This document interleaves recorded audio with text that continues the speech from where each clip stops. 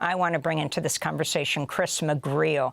He was the Johannesburg correspondent for The Guardian during the last years of apartheid until 2002. His new piece for The Guardian is titled, "What Does Elon Musk Believe?" and how the roots of the PayPal Mafia extend to apartheid South Africa. This is really illuminating, Chris. Who are the PayPal Mafia, and how are they linked to apartheid-era South Africa? Well, they're a group of men who are at the top, the founding of PayPal, all of whom, in some way or other, grew up in South Africa as children. You've got Musk himself, who was born in South Africa and lived there, went to high school there until he was 18 and then moves to Canada. You've got Peter Thiel, who was a co-founder with Musk of PayPal. Thiel was born in Germany but brought to South Africa as a young child. His father was a mining engineer. Lived in Johannesburg and then moved to Southwest Africa, which was then a South African colony, is now Namibia. And he went to school in Swakopmund, which was notorious as probably the last place on the planet where people still openly greeted each other with Heil Hitler and celebrated Hitler's birthday. He went to a German school there before moving to the United States when he was 10 or 11. You've got David Sachs, who was born in Cape Town.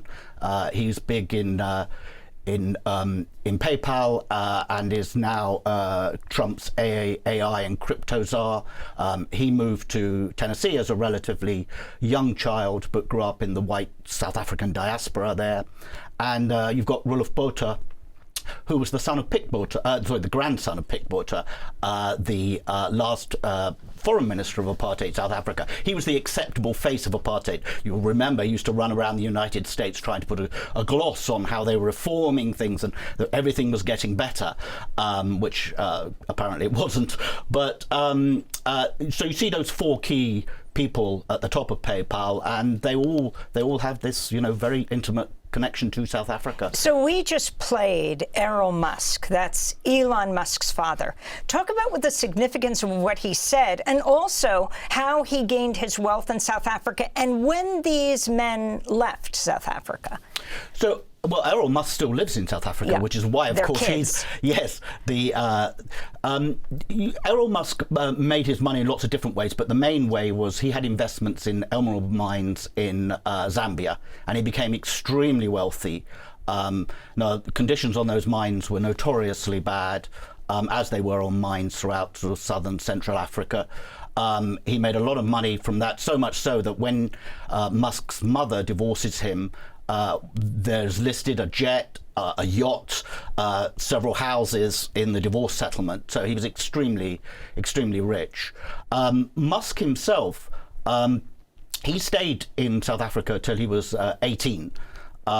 He goes to school first in Johannesburg and ends up at Pretoria Boys High, which is a largely racially exclusive all-white school near Pretoria, which is the capital.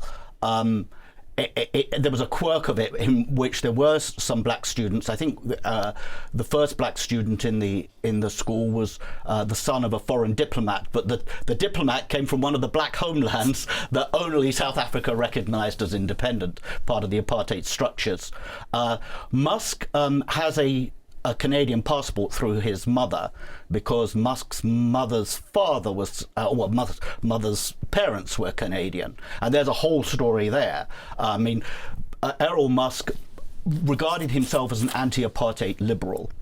He joined the Progressive Federal Party, which was ostensibly against apartheid, but he leaves it when it starts supporting one person, one vote. He actually doesn't believe in that. Musk's grandfather, Canadian grandfather, had been the head of the Canadian branch of a political movement in the 1930s called Technocracy Incorporated, which in essence wanted to scrap democracy in the United States and Canada and have technocrats rule the country, which might sound familiar. That becomes a de facto fascist party, is banned during the Second World War, and then the grandfather moves to apartheid South Africa, having had no connection to the place, in 1950 because he likes the sound of apartheid.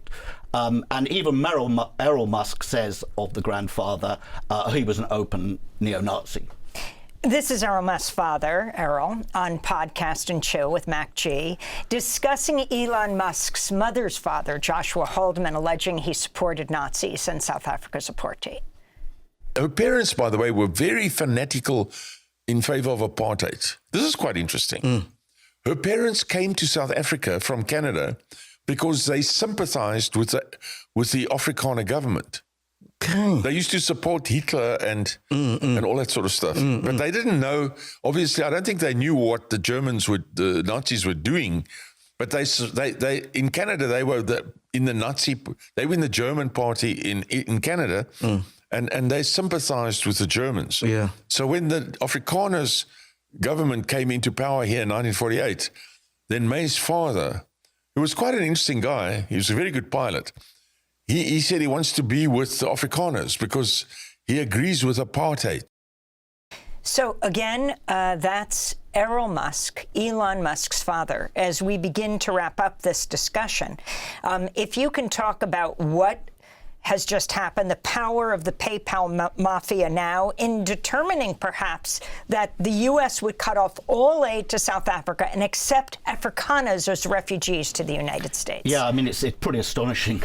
It really is. But it's really rooted in something that goes back a few years, which is a campaign by white Afrikaner farmers through an organization called AfriForum, which were very active here during the first Trump term. They came in 2018, met John Bolton and others, and they were very much pushing the idea of a white genocide in South Africa. And really, it's a continuation of that campaign. AfriForum has been at the forefront of the idea that Afrikaners are the victims of the end of apartheid, that Afrikaners are the people who have really suffered in South Africa. And it's now come to this point where, absurdly, it's being proposed that they have refugee status. Finally, were you surprised by Elon Musk's Nazi-like or Nazi salute when he was addressing people at a Trump rally? Well, given that it was instantly recognized for what it was, yes, I even by Elon Musk standards, I thought, wow.